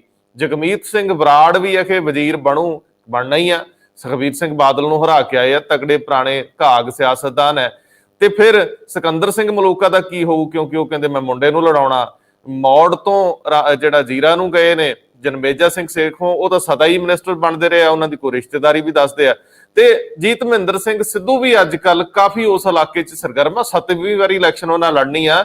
ਸੋ ਅਕਾਲੀ ਦਲ ਤੇਜ਼ੀ ਨਾਲ ਅੱਗੇ ਵੱਧਦਾ ਵੀ ਕਿਤੇ ਨਾ ਕਿਤੇ ਠੇਡੇ ਠੋਡੇ ਖਾ ਰਿਹਾ। ਤੁਹਾਨੂੰ ਲੱਗਦਾ ਇਹ ਕਵਾਇਦ ਨੂੰ ਅੱਗੇ ਵਧਾਇਆ ਜਾਊਗਾ ਜਾਂ ਉਹਨਾਂ ਨੂੰ ਵੀ ਅਗਲੇ ਦਿਨਾਂ 'ਚ ਸੰਕਟਾਂ ਦਾ ਸਾਹਮਣਾ ਕਰਨਾ ਪਊਗਾ, ਕਿਉਂਕਿ ਸਾਰਿਆਂ ਨੂੰ ਖੁਸ਼ ਕਰਨਾ ਸੰਭਵ ਨਹੀਂ ਹੁੰਦਾ? ਜੀ ਰੰਧਾਵਾ ਜੀ, ਪਹਿਲਾਂ ਤੁਸੀਂ ਸੁਮੇਧ ਸਿੰਘ ਸੈਣੀ ਹੋਣਾ ਦੀ ਗੱਲ ਕੀਤੀ ਹੈ, ਮੈਨੂੰ ਲੱਗਦਾ ਆਪਾਂ ਥੋੜੀ ਜਿਹੀ ਇਸ ਤੇ ਗੱਲ ਕਰ ਲਈਏ, ਕਿਉਂਕਿ ਪਹਿਲਾ ਸਵਾਲ ਤੁਹਾਡਾ ਉਹ ਸੀ। ਦੇਖੋ ਸੁਮੇਧ ਸਿੰਘ ਸੈਣੀ ਦੀਆਂ ਜਿਹੜੀਆਂ ਚੀਜ਼ਾਂ ਆਈਆਂ 18 ਅਗਸਤ ਨੂੰ, ਜਿਸ ਤਰ੍ਹਾਂ ਉਹਨਾਂ ਨੂੰ ਲੈ ਕੇ ਜਾਂਦਾ ਵਿਜੀਲੈਂਸ ਬਿਊਰੋ ਆਫਿਸ ਤੋਂ ਪਹੁੰਚਦੇ ਨੇ ਰਾਤ ਨੂੰ ਲਗਭਗ 8-10 ਦੇ ਕਰੀਬ। ਉਸ ਤੋਂ ਬਾਅਦ ਉਹਨਾਂ ਨੂੰ ਲੌਕਅਪ 'ਚ ਲਿਆ ਜਾਂਦਾ ਤੇ ਰੱਖਿਆ ਜਾਂਦਾ। ਤੇ ਹੁਣ ਜਿਹੜੀਆਂ ਚੀਜ਼ਾਂ ਸਾਹਮਣੇ ਆਈਆਂ ਨੇ ਕਿ ਜਿਹੜੀ CCTV ਦੀ ਫੁਟੇਜ ਆ ਉਹਦੇ 'ਚ ਇਹ ਸਾਹਮਣੇ ਆਇਆ ਕਿ ਉਹ ਕੰਧ ਨਾਲ ਖੜੇ ਸੀ ਤੇ ਲਗਭਗ 1:38 ਰਾਤ ਦੇ 1:38-40 ਤੇ ਉਹ ਕਲੈਪਸ ਕਰ ਗਏ, ਯਾਨੀ ਕਿ ਡਿੱਗ ਪਏ। ਤੇ ਇੱਕੋਦਮ ਫੜ ਕੇ ਉਹਨਾਂ ਨੂੰ ਬਾਅਦ 'ਚ ਖੜਾ ਕੀਤਾ ਜਾਂਦਾ, ਪਾਣੀ ਪੂਣੀ ਪਿਆ ਜਾਂਦਾ। ਦੇਖੋ ਗੱਲਾਂ ਇਹ ਆ ਰਹੀਆਂ ਕਿ ਜਿੱਦਾਂ ਤੁਸੀਂ ਪਹਿਲਾਂ ਵੀ ਜ਼ਿਕਰ ਕੀਤਾ ਕਿ ਵਿਜੀਲੈਂਸ ਬਿਊਰੋ ਦੀ ਉਹਨਾਂ ਨੇ ਕਿਹਾ ਸੀ, ਉਹਨਾਂ ਨੂੰ ਨੋਟਿਸ ਭੇਜਿਆ ਸੀ ਕਿ ਤੁਸੀਂ ਜਾਂਚ ਦੇ ਵਿੱਚ ਸ਼ਾਮਲ ਹੋ। ਇਹ ਇੱਕ ਕਰਪਸ਼ਨ ਦਾ ਕੇਸ ਆ, ਇਹਨਾਂ ਦੀ ਕੋਠੀ ਦਾ ਕੇਸ ਆ ਜਿਹੜੀ 20 ਸੈਕਟਰ ਦੀ ਆ, ਜਿੱਥੇ ਇਹ ਕਦੇ ਕਹਿੰਦੇ ਆ ਕਿ ਮੈਂ ਕਿਰਾਏਦਾਰ ਆ ਤੇ ਬਾਅਦ 'ਚ ਪਤਾ ਲੱਗਦਾ ਸ਼ਾਇਦ ਇਹਨਾਂ ਨੇ ਖਰੀਦ ਲਈ ਆ। ਉਹ ਜਿਹੜੀ ਮਨੀ ਟ੍ਰਾਂਜੈਕਸ਼ਨ ਹੋਈ ਆ ਉਸ ਦੀ ਇਹ ਜਾਂਚ ਚੱਲ ਰਹੀ ਆ। ਹੁਣ ਵਿਜੀਲੈਂਸ ਬਿਊਰੋ ਇਹਨਾਂ ਨੂੰ ਉਹ ਨੋਟਿਸ ਭੇਜਦੀ ਆ ਕਿ ਤੁਸੀਂ ਸ਼ਾਮਲ ਹੋ। ਇਹ ਕਹਿੰਦੇ ਮੈਨੂੰ 15 ਦਿਨ ਦਾ ਸਮਾਂ ਚਾਹੀਦਾ। ਉਸ ਦਿਨ ਵੀ ਤੁਸੀਂ ਦੇਖੋ 18 ਅਗਸਤ ਨੂੰ ਵੀ ਰਾਤ ਨੂੰ 8 ਸਵਾ 8 ਵਜੇ ਵਿਜੀਲੈਂਸ ਦਫ਼ਤਰ ਪਹੁੰਚ ਜਾਂਦੇ ਆ। ਇਹੀ ਜਿਹੜੇ ਅਫਸਰ ਨੇ ਸੁਮੇਧ ਸਿੰਘ ਸੈਣੀ, ਇਹ ਵਿਜੀਲੈਂਸ ਬਿਊਰੋ ਦੇ ਹੈੱਡ ਵੀ ਰਹੇ ਆ, ਤੇ ਇਹਨਾਂ ਨੂੰ ਸਾਰਾ ਪਤਾ ਕੀ ਕਾਇਦੇ ਕਾਨੂੰਨ ਆ, ਕਿਸ ਤਰ੍ਹਾਂ ਇਹਨਾਂ ਨੂੰ ਤੋੜਨਾ ਮਰੋੜਨਾ। ਤੁਹਾਨੂੰ ਇਹ ਵੀ ਪਤਾ ਕਿ ਜਿਸ ਤਰ੍ਹਾਂ ਇਹ ਗਏ ਸੀ ਹਾਈ ਕੋਰਟ ਦੇ ਵਿੱਚ, ਕਿਹਾ ਸੀ ਕਿ ਮੇਰੇ ਸਾਰੇ ਕੇਸ ਸ਼ਿਫਟ ਕਰ ਦਿਓ, ਉਹਨਾਂ ਨੇ ਇਹਨਾਂ ਦੀਆਂ ਸਾਰੀਆਂ ਅਰਜ਼ੀਆਂ ਵਗਾ ਕੇ ਬਲਕਿ ਇਹਨਾਂ ਨੂੰ ਵਿਡਰਾਅ ਕਰਨੀਆਂ ਪਈਆਂ। ਉਹਨਾਂ ਨੇ ਕਿਹਾ ਕਿ ਅਸੀਂ ਇਸ 'ਚ ਕੁਝ ਨਹੀਂ ਕਰ ਸਕਦੇ। ਇਹਨਾਂ ਦੀ ਅਰੈਸਟ ਨੂੰ ਲੈ ਕੇ ਵੀ ਹਾਈ ਕੋਰਟ ਨੇ ਕਿਹਾ ਕਿ ਘੱਟੋ ਘੱਟ ਇਹਨਾਂ ਨੂੰ 1 ਹਫ਼ਤੇ ਦਾ ਨੋਟਿਸ ਦਿਓ। ਤੇ ਹੁਣ ਜਦੋਂ ਜਾਂਚ 'ਚ ਸ਼ਾਮਿਲ ਹੋਣ ਦੀ ਗੱਲ ਆਉਂਦੀ ਆ ਤੇ ਇਹਨਾਂ ਨੂੰ ਵਿਜੀਲੈਂਸ ਬਿਊਰੋ ਬੁਲਾਉਂਦੀ ਆ, ਇਹ ਸ਼ਾਮਿਲ ਨਹੀਂ ਹੁੰਦੇ। ਇੱਥੋਂ ਪਤਾ ਲੱਗਦਾ ਕਿ ਇਹ ਹਰ ਕਿੱਲਾ ਵਸੀਲਾ ਲਾ ਕੇ, ਤੋੜ ਮਰੋੜ ਕਰਕੇ ਇਹ ਜਾਂਚ ਤੋਂ ਦੂਰ ਰਹਿਣਾ ਚਾਹੁੰਦੇ ਆ, ਜਾਂਚ ਦੇ ਵਿੱਚ ਸ਼ਾਮਿਲ ਨਹੀਂ ਹੋਣਾ ਚਾਹੁੰਦੇ। ਇਸੇ ਕਰਕੇ ਇਸ ਤਰ੍ਹਾਂ ਦੀ ਜਿਹੜੀਆਂ ਐਲੀਗੇਸ਼ਨਸ ਆ ਇਹ ਬਾਰ-ਬਾਰ ਲਗਾਈਆਂ ਜਾ ਰਹੀਆਂ। ਜਿੰਨੀ ਦੇਰ ਤੱਕ ਇਹ ਕਰਪਸ਼ਨ ਦੇ ਕੇਸ ਦੇ ਵਿੱਚ ਜਾਂਚ ਸ਼ਾਮਿਲ ਹੁੰਦੇ ਨਹੀਂ, ਉਹਨਾਂ ਚਿਰ ਤਹਿਕੀਕਾਤ ਹੁੰਦੀ ਨਹੀਂ, ਤੇ ਪਤਾ ਕਿੱਦਾਂ ਲੱਗੂਗਾ। ਸੋ ਮੈਨੂੰ ਇਹ ਲੱਗਦਾ ਹਾਈ ਕੋਰਟ ਨੇ ਵੀ ਪਿਛਲੇ ਦਿਨਾਂ 'ਚ ਬੜੇ ਸਹੀ ਫੈਸਲੇ ਦਿੱਤੇ ਆ। ਇਸ ਤੋਂ ਪਹਿਲਾਂ ਦਾ ਵੀ ਇੱਕ ਇਹਨਾਂ ਨੇ ਅਰਜ਼ੀ ਇਹਨਾਂ ਦੀ ਵਗਾ ਕੇ ਮਾਰੀ ਸੀ, ਜਦੋਂ ਇਹਨਾਂ ਨੇ ਕਿਹਾ ਸੀ ਕਿ ਮੇਰੇ ਤੇ ਕੋਈ ਚਾਰजेस ਲਾਉਣੇ ਆ ਆਈਪੀਸੀ ਦੇ ਤੇ ਕੋਰਟ ਨੂੰ ਪੁੱਛਿਆ ਜਾਵੇ। ਸੋ ਹਰ ਫੈਸਲੇ ਅਗਰ ਤੁਹਾਡੀ ਤਰਫਦਾਰੀ ਦੇ ਹੋਣੇ ਆ ਤਾਂ ਫਿਰ ਕਿਤੇ ਨਾ ਕਿਤੇ ਜਸਟਿਸ ਸਿਸਟਮ ਆ ਉਹਦੇ ਤੇ ਵੀ ਸਵਾਲ ਉੱਠਣਗੇ। ਸੋ ਇਸ ਕਰਕੇ ਮੈਨੂੰ ਲੱਗਦਾ ਜਾਂਚ ਸ਼ਾਮਿਲ ਹੋਣਾ ਜ਼ਰੂਰੀ ਹੈ, ਲੇਕਿਨ ਇਹਨਾਂ ਨੂੰ ਪੈਂਤਰੇ ਬਹੁਤ ਆਉਂਦੇ ਆ ਕਿਉਂਕਿ ਆਪ ਪੁਲਿਸ ਅਫਸਰ ਰਹੇ ਆ। ਸੋ ਇਸ ਕਰਕੇ ਕਿੱਦਾਂ ਦੂਰ ਰਹਿਣਾ, ਹੁਣ ਕਹਿੰਦੇ 15 ਦਿਨ ਦਾ ਟਾਈਮ ਚਾਹੀਦਾ। ਵਿਸ਼ਵਸਨੀयता, ਭਰੋਸੇਯੋਗਤਾ ਬਣਨੀ ਨਹੀਂ ਏਦਾਂ ਜੀ। ਬਿਲਕੁਲ ਠੀਕ ਹੈ, ਲੇਕਿਨ ਜਾਂਦੇ ਜਾਂਦੇ ਮੈਨੂੰ ਅਕਾਲੀ ਪੋਲਿਟਿਕਸ ਤੇ ਟਿੱਪਣੀ ਜ਼ਰੂਰ ਦੇ ਜਿਓ ਕਿ ਮਲੂਕਾ ਸਾਹਿਬ ਨੇ ਪਹਿਲਾਂ ਤਾਂ ਸਖਤ ਰੁਖ ਅਖਤਿਆਰ ਕੀਤਾ ਵੀ ਮੈਂ ਨਹੀਂ ਲੜਨੀ, ਮੁੰਡਾ ਲੜੂਗਾ। ਜਦੋਂ ਅਕਾਲੀ ਦਲ ਨੇ ਕੋਈ ਸੰਪਰਕ ਹੀ ਨਹੀਂ ਸਾਧਿਆ, ਉਹਨਾਂ ਦੇ ਬਿਆਨ ਤੇ ਪ੍ਰਤੀਕਿਰਿਆ ਵੀ ਨਹੀਂ ਦਿੱਤੀ, ਪ੍ਰਧਾਨ ਸਾਹਿਬ ਦਾ ਫੋਨ ਵੀ ਨਹੀਂ ਆਇਆ ਕਿ ਕੀ ਗੱਲ ਹੋ ਗਈ, ਕਿਉਂਕਿ ਇਹ ਵੀ ਕਬੱਡੀ ਦੇ ਪ੍ਰਧਾਨ ਆ, ਪ੍ਰਧਾਨ ਨਾਲ ਗੱਲ ਹੋਣੀ ਸੀ। ਤੇ ਮਲੂਕਾ ਸਾਹਿਬ ਥੋੜਾ ਜਿਹਾ ਬਖਲਾਈ ਕਹੂੰਗਾ, ਉਹ ਕੋਰ ਕਮੇਟੀ 'ਚ ਨਹੀਂ ਜਾਂਦੇ। ਕੋਰ ਕਮੇਟੀ 'ਚ ਨਾ ਜਾਣ ਤੋਂ ਬਾਅਦ ਜਦੋਂ ਅਗਲੇ ਹੀ ਦਿਨ ਮਲੂਕਾ ਸਾਹਿਬ ਨੂੰ ਸ਼ੀਸ਼ਾ ਵਿਖਾ ਦਿੰਦੇ ਆ ਵੀ ਲੈ ਭਾਈ ਮੋੜ ਤਾਂ ਹੁਣ ਖਾਲੀ ਨਹੀਂ ਰਿਹਾ, ਉੱਥੇ ਤਾਂ ਜੱਟ ਜਿਉਣਾ ਮੋੜ ਆ ਗਿਆ। ਜਗਮੀਤ ਸਿੰਘ ਬਰਾੜ ਜਿਹਨੇ ਕਦੇ ਢਾ ਲਿਆ ਸੀ ਸੁਖਬੀਰ ਨੂੰ ਪਾਰਲੀਮੈਂਟ ਦੇ ਵਿੱਚ, ਉਦੋਂ ਵੀ ਬਾਪ ਸ਼ਾਇਦ ਅਜੇ ਮੁੱਖ ਮੰਤਰੀ ਸੀਗੇ, ਸਦਾ ਪ੍ਰਕਾਸ਼ ਸਿੰਘ ਬਾਦਲ ਮੁੱਖ ਮੰਤਰੀ ਹੁੰਦਿਆਂ ਸੁਖਬੀਰ ਢਹਿ ਗਏ ਸੀ ਜਗਮੀਤ ਕੋਲੋਂ। ਫਿਰ ਜਗਮੀਤ ਵੀ ਫਿਸਲਦੇ ਰਹੇ, ਤੁਹਾਨੂੰ ਵੀ ਪਤਾ ਕਿ ਉਹ ਪੰਜਾਬ ਦੀਆਂ ਗੱਲਾਂ ਕਰਦੇ ਕਰਦੇ ਰਵਾਇਤ ਵਿੱਚ ਮੁੜ ਗਏ, ਸ਼ਾਇਦ ਉਧਰੋਂ ਹੀ ਆਏ ਸੀ, ਉੱਥੇ ਹੀ ਜਾਣਾ ਸੀ। ਖੈਰ ਹੁਣ ਮੈਂ ਤੁਹਾਡੇ ਤੋਂ ਸਿਕੰਦਰ ਸਿੰਘ ਮਲੂਕਾ ਜੀ ਦੀ ਸਥਿਤੀ ਪੁੱਛਣਾ ਚਾਹੁੰਦਾ ਕਿ ਉਹਨਾਂ ਦੀ ਮਨ ਦੀ ਅਵਸਥਾ ਕੀ ਹੋਊਗੀ ਕਿ ਸਾਰੀ ਉਮਰ ਵਫਾਦਾਰੀਆਂ, ਸਾਰੀ ਉਮਰ ਢੋਲ ਪਿੱਟਦੇ ਰਹੇ, ਜਾਂਦੀ ਵਾਰੀ ਅਗਲਿਆਂ ਨੇ ਪੁੱਛਿਆ ਵੀ ਨਾ, ਦੂਰੋਂ ਬਾਏ ਬਾਏ ਟਾਏ ਵੀ ਨਾ ਕੀਤੀ। ਸ਼ਾਇਦ ਮੈਨੂੰ ਲੱਗਦਾ ਅਖੀਰ ਦੇ ਵਿੱਚ ਕਹਿੰਦੇ ਹੁੰਦੇ ਪਹਿਲੀ ਤਨਖਾਹ ਤੇ ਨੌਕਰੀ ਕਰਨੀ ਪਊ, ਇੰਜ ਦੇ ਹਾਲਾਤ ਬਣ ਗਏ ਆ। ਕੋਈ ਟਿੱਪਣੀ ਦਿਓ ਜ਼ਰਾ। ਬਿਲਕੁਲ ਤੁਹਾਡੀ ਗੱਲ ਠੀਕ ਹੈ। ਜਿਹੜੀ ਪਰਸੋਂ ਕੋਰ ਕਮੇਟੀ ਦੀ ਅਕਾਲੀ ਦਲ ਦੀ ਮੀਟਿੰਗ ਹੁੰਦੀ ਹੈ, ਉਹ 'ਚ ਸਿਕੰਦਰ ਸਿੰਘ ਮਲੂਕਾ ਜਾਂਦੇ ਨਹੀਂ। ਪਹਿਲਾਂ ਉਹਨਾਂ ਦਾ ਇੱਕ ਬਿਆਨ ਆਇਆ ਸੀ ਕਿ ਮੈਂ ਜਾਊਂਗਾ ਪਰ ਇਸ ਮੁੱਦੇ ਤੇ ਗੱਲ ਨਹੀਂ ਕਰੂੰਗਾ। ਦੂਸਰਾ ਉਹਨਾਂ ਦਾ ਬਿਆਨ ਆਉਂਦਾ ਕਿ ਮੈਂ ਇਹ ਚਾਹੂੰਗਾ ਕਿ ਅਕਾਲੀ ਦਲ ਦੇ ਵਿੱਚ ਇੱਕ ਪਰਿਵਾਰ ਨੂੰ ਇੱਕ ਟਿਕਟ ਮਿਲੇ, ਲੇਕਿਨ ਬਾਦਲ ਪਰਿਵਾਰ ਉਹ 'ਚ ਸ਼ਾਮਲ ਨਹੀਂ ਹੈ। ਇਹ ਸਾਰੀਆਂ ਗੱਲਾਂ ਇਸ ਤਰ੍ਹਾਂ ਲੱਗਦੀਆਂ ਸੀ ਕਿ ਇੱਕ ਪਾਸੇ ਬਾਦਲਾਂ ਨੂੰ ਖੁਸ਼ ਵੀ ਰੱਖਣਾ, ਦੂਸਰੇ ਪਾਸੇ ਟਿਕਟ ਵੀ ਲੈਣੀ ਆ, ਤੇ ਫਿਰ ਦੂਸਰਿਆਂ ਲਈ ਪੈਮਾਨੇ ਵੀ ਤੈਅ ਕਰਨੇ ਆ। ਉਹ ਗੱਲ ਬਣਦੀ ਨਹੀਂ ਇਸ ਤਰ੍ਹਾਂ। ਉਹਨਾਂ ਨੇ ਚੁੱਪ ਚਪੀਤੇ ਔਰ ਬੜੇ ਐਲਾਨ ਕਰਕੇ ਵੀ ਮੈਂ ਕਹੂੰਗਾ, ਉਹਨਾਂ ਨੇ ਜਗਮੀਤ ਸਿੰਘ ਬਰਾੜ ਨੂੰ ਜਿਹੜੀ ਆ ਟਿਕਟ ਦੇ ਦਿੱਤੀ ਆ ਮੌੜ ਤੋਂ। ਔਰ ਮੌੜ ਤੋਂ ਮੈਂ ਪਹਿਲਾਂ ਵੀ ਇੱਕ ਦਿਨ ਦੱਸਿਆ ਸੀ, ਉੱਥੇ ਜਗਮੀਤ ਸਿੰਘ ਬਰਾੜ ਹੋਣਾ ਨੂੰ ਹਰਸਿਮਰਤ ਕੌਰ ਬਾਦਲ ਦੀ ਪੂਰੀ ਸਪੋਰਟ ਆ। ਇਹ ਵੀ ਪਤਾ ਲੱਗਿਆ ਕਿ ਜਿੱਦਾਂ ਹੀ ਉਹਨਾਂ ਨੂੰ ਉੱਥੋਂ ਕੈਂਡੀਡੇਟ ਐਲਾਨਿਆ ਗਿਆ, ਉਹਨਾਂ ਦਾ ਇਸਤੇਮਾਲ ਬਠਿੰਡਾ ਰੂਰਲ ਲਈ, ਬੁਢਲਾਡੇ ਲਈ, ਮਾਨਸੇ ਲਈ, ਤਲਵੰਡੀ ਸਾਬੋ ਲਈ ਉਹਨਾਂ ਦਾ ਚੋਣ ਪ੍ਰਚਾਰ ਕਰਨ ਲਈ ਕੀਤਾ ਜਾਏਗਾ। ਦੇਖੋ ਜਗਮੀਤ ਸਿੰਘ ਬਰਾੜ ਦਾ, ਜਿਨ੍ਹਾਂ ਨੂੰ ਕਿਸੇ ਟਾਈਮ ਪੰਜਾਬ ਦੀ ਆਵਾਜ਼ ਕਿਹਾ ਜਾਂਦਾ ਸੀ, ਬੜੇ ਵਧੀਆ ਵਕਤਾ ਸੀ, ਓਰੇਟਰ ਸੀ, ਔਰ ਲੱਗਦਾ ਸੀ ਕਿ ਪੰਜਾਬ ਦੇ ਵਿੱਚ ਜਿਸ ਤਰ੍ਹਾਂ ਕਾਂਗਰਸ ਦੇ ਵਿੱਚ ਰਹਿ ਕੇ ਉਹ ਕਾਂਗਰਸ ਦੀ ਜਿਹੜੀ ਹਕੂਮਤ ਹੁੰਦੀ ਸੀ ਉਹਨਾਂ ਦੇ ਖਿਲਾਫ ਖੜੇ ਹੁੰਦੇ ਸੀ, ਆਵਾਜ਼ ਚੱਕਦੇ ਸੀ। ਤੇ ਉਦੋਂ ਉਹਨਾਂ ਨੂੰ ਜਾਣਿਆ ਜਾਂਦਾ ਸੀ ਕਿ ਉਹਨਾਂ ਨੇ ਸੁਖਬੀਰ ਬਾਦਲ ਹੋਣਾ ਨੂੰ ਵੀ ਹਰਾਇਆ ਹੋਇਆ ਫਰੀਦਕੋਟ ਤੋਂ। ਲੇਕਿਨ ਉਸ ਤੋਂ ਬਾਅਦ ਦਾ ਜੇ ਉਹਨਾਂ ਦਾ ਸਫ਼ਰ ਦੇਖੋ, ਕਦੇ ਉਹ ਚਲੇ ਜਾਂਦੇ ਨੇ ਤ੍ਰਿਣਮੂਲ ਕਾਂਗਰਸ ਪਾਰਟੀ ਦੇ ਵਿੱਚ, ਕਦੇ ਉਹ ਚਲੇ ਜਾਂਦੇ ਨੇ ਆਮ ਆਦਮੀ ਪਾਰਟੀ ਨਾਲ ਜੁੜਨ ਦੀ ਕੋਸ਼ਿਸ਼ ਕਰਦੇ ਨੇ। ਇੱਕ ਵਾਰੀ ਉਹਨਾਂ ਦਾ ਇਹ ਵੀ ਸੀ ਕਿ ਭਾਰਤੀ ਜਨਤਾ ਪਾਰਟੀ ਨਾਲ ਵੀ ਚਲੇ ਜਾਓ। ਉਹਨਾਂ ਨੇ ਇਸ ਤਰ੍ਹਾਂ ਦੀ ਪ੍ਰੈਸ ਕਾਨਫਰੰਸ ਵੀ ਕੀਤੀ ਸੀ, ਹਾਲਾਂਕਿ ਉਹ ਕਦੇ ਅਧਿਕਾਰਿਕ ਤੌਰ ਤੇ ਜਾਂ ਰਸਮੀ ਤੌਰ ਤੇ ਸ਼ਾਮਲ ਨਹੀਂ ਸੀ ਹੋਏ। ਤੇ ਹੁਣ ਵਾਕਈ ਉਹ ਆ ਗਿਆ ਸ਼੍ਰੋਮਣੀ ਅਕਾਲੀ ਦਲ ਦੇ।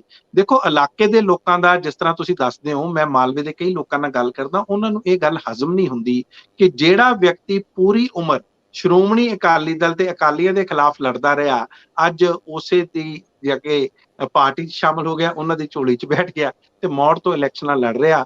ਸੋ ਆਪਾਂ ਪਹਿਲਾਂ ਵੀ ਗੱਲ ਰੰਧਾਵਾ ਜੀ ਕੀਤੀ ਸੀ ਕਿ ਸਿਆਸੀ ਨੇਤਾਵਾਂ ਦਾ ਕਿਸੇ ਤਰ੍ਹਾਂ ਦਾ ਕੋਈ ਕਿਰਦਾਰ, ਕਦਰਾਂ ਕੀਮਤਾਂ ਰਹਿ ਨਹੀਂ ਗਈਆਂ।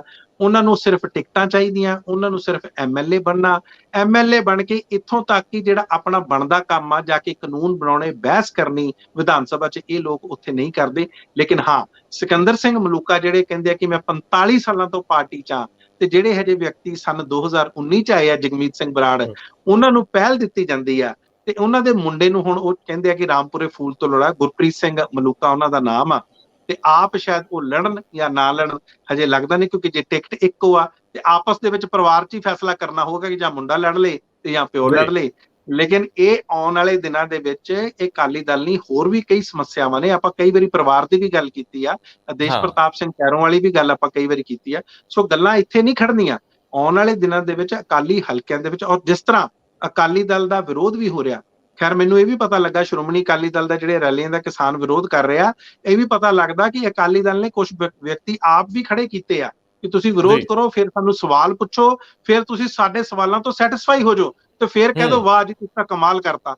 ਇਹੋ ਜਿਹੀਆਂ ਕੁਝ ਚੀਜ਼ਾਂ ਵੀ ਹੋ ਰਹੀਆਂ ਨੇ। ਇਹ ਵੀ ਚੀਜ਼ਾਂ ਆਪਣੇ ਆਉਣ ਵਾਲੇ ਦਿਨਾਂ ਦੇ ਵਿੱਚ ਜਿਹੜੀਆਂ ਸਾਡੇ ਸਾਹਮਣੇ ਆਉਣਗੀਆਂ। ਜੀ ਰੰਧਾਵਾ ਜੀ। ਦੇਰ ਕਰਦੀ ਮਿਹਰਬਾਨ ਆਤੇ ਆਤੇ ਜਗਮੀਤ ਸਿੰਘ ਬਰਾੜ ਬਾਗੀ ਸੁਰ ਵਾਲੇ ਪੰਜਾਬ ਹਤੈਸ਼ੀ ਤੇ ਪੰਜਾਬ ਪੱਖੀ ਲੀਡਰ ਸੀ। ਉਹ ਫਿਰ ਹੌਲੀ ਹੌਲੀ ਜਿਹੜਾ ਕਲਚਰ ਹੁੰਦਾ ਹੈ ਉਹਦੇ ਵਿੱਚ ਖਪਤ ਹੋ ਗਏ। ਉਹਨਾਂ ਨੂੰ ਸ਼ਾਇਦ ਸਮਝ ਆ ਗਈ ਉਮਰ ਦੇ ਇਸ ਪੜਾਅ ਤੇ ਆ ਕੇ ਕਿ ਭਾਈ ਜੇ ਸਿਆਸਤ 'ਚ ਰਹਿਣਾ ਹੈ ਤੇ ਰਵਾਇਤ ਨਾਲ ਖਹਿਣਾ ਔਖਾ ਹੈ ਤੇ ਬਹਿਣਾ ਚੰਗਾ ਰਹੂਗਾ। ਖੈਰ ਉਹਨਾਂ ਨੇ ਟਿਕਟ ਹਾਸਲ ਕਰ ਲਈ ਹੈ। ਟਿਕਟ ਕਦੇ ਬਲਵੰਤ ਸਿੰਘ ਰਾਮੂਵਾਲੀਆ ਜੀ ਨੇ ਵੀ ਹਾਸਲ ਕੀਤੀ ਸੀ। ਰਵਾਇਤ ਨਾਲ ਆ ਕੇ ਫਿਰ ਬੜੇ ਬੇਆਬਰੂ ਹੋ ਕੇ ਤੇਰੇ ਕੂਚੇ ਸੇ ਹਮ ਨਿਕਲੇ ਵਾਲੀ ਸਥਿਤੀ ਬਣੀ। ਲੇਕਿਨ ਹੁਣ ਫਿਰ ਅਗਲੇ ਦਿਨਾਂ ਦੇ ਵਿੱਚ ਦੇਖਣਾ ਹੋਊਗਾ, ਜਿਵੇਂ ਸਿਕੰਦਰ ਸਿੰਘ ਮਲੂਕਾ ਇੱਕ ਅਖਬਾਰ ਦੇ ਵਿੱਚ ਆਖਦੇ ਹੈ ਕਿ ਪ੍ਰਕਾਸ਼ ਸਿੰਘ ਬਾਦਲ ਔਰ ਸੁਖਬੀਰ ਸਿੰਘ ਬਾਦਲ 'ਚ ਬਹੁਤ ਫਰਕ ਹੈ ਫੈਸਲੇ ਲੈਣ ਦੇ ਨਜ਼ਰੀਓਂ। ਪ੍ਰਕਾਸ਼ ਸਿੰਘ ਬਾਦਲ ਸਭ ਨੂੰ ਪੁੱਛ ਕੇ ਫੈਸਲੇ ਕਰਦੇ ਹੁੰਦੇ ਸੀ, ਸੁਖਬੀਰ ਸਿੰਘ ਦਾ ਤਰੀਕਾਕਾਰ ਹੋਰ ਆ। ਖੈਰ ਅਜੇ ਤਾਂ ਸਿਧਾਂਤਕ ਜੀਆਂ ਗੱਲਾਂ ਹੁੰਦੀਆਂ। ਜਦੋਂ ਕੱਲ ਨੂੰ ਦੁੱਖ ਤਕਲੀਫ ਸਾਰਿਆਂ ਦਾ ਇਕੱਠਾ ਹੋਊਗਾ, ਪੁਰਾਣੀ ਸੀਨੀਅਰ ਲੀਡਰਸ਼ਿਪ ਜਿਨ੍ਹਾਂ 'ਚ ਚੰਦੂ ਮਾਜਰਾ ਤੋਂ ਲੈ ਕੇ ਹੋਰ ਲੋਕ ਵੀ, ਜੇ ਦੁੱਖ ਸਾਂਝੇ ਹੋ ਗਏ, ਕਿਸੇ ਜਗ੍ਹਾ ਮੀਟਿੰਗ ਹੋ ਗਈ, ਫਿਰ ਪ੍ਰਧਾਨ ਸਾਹਿਬ ਦੀਆਂ ਗੱਡੀਆਂ ਦਾ ਸ਼ਾਇਦ ਉਹ ਕਾਫਲਾ ਮੁੜ ਜੇ ਮਲੋਕੇ ਵੱਲ ਨੂੰ ਜਾਂ ਕਿਸੇ ਜਿੱਥੇ ਵੀ ਉਹ ਰਹਿੰਦੇ ਨੇ। ਅਗਲੇ ਦਿਨਾਂ 'ਚ ਕਈ ਕੁਝ ਹੋ ਸਕਦਾ। ਸਿਆਸਤ ਵਿੱਚ ਜੱਫੀ ਦਾ ਅਰਥ ਬੜਾ ਕੁਝ ਹੁੰਦਾ ਹੈ। ਤੇ ਸਦਾ ਪ੍ਰਕਾਸ਼ ਸਿੰਘ ਬਾਦਲ ਬਾਰੇ ਬੜੀ ਮਸ਼ਹੂਰ ਸੀ ਮਨਪ੍ਰੀਤ ਜੀ ਗੱਲ, ਕਿ ਉਹ ਕਲਾਵੇ 'ਚ ਲੈ ਕੇ ਪਿਆਰ ਕਰਦੇ ਹੁੰਦੇ ਸੀ, ਬਾਅਦ 'ਚ ਬੰਦਾ ਲਟਕਦਾ ਹੀ ਨਜ਼ਰ ਆਉਂਦਾ ਹੁੰਦਾ ਸੀ ਸਿਆਸੀ ਤੌਰ ਤੇ। ਬਹੁਤ ਮਿਹਰਬਾਨੀ, ਬਹੁਤ ਧੰਨਵਾਦ। ਬਹੁਤ ਬਹੁਤ ਸ਼ੁਕਰੀਆ ਤੁਹਾਡਾ ਰੰਧਾਵਾ ਜੀ।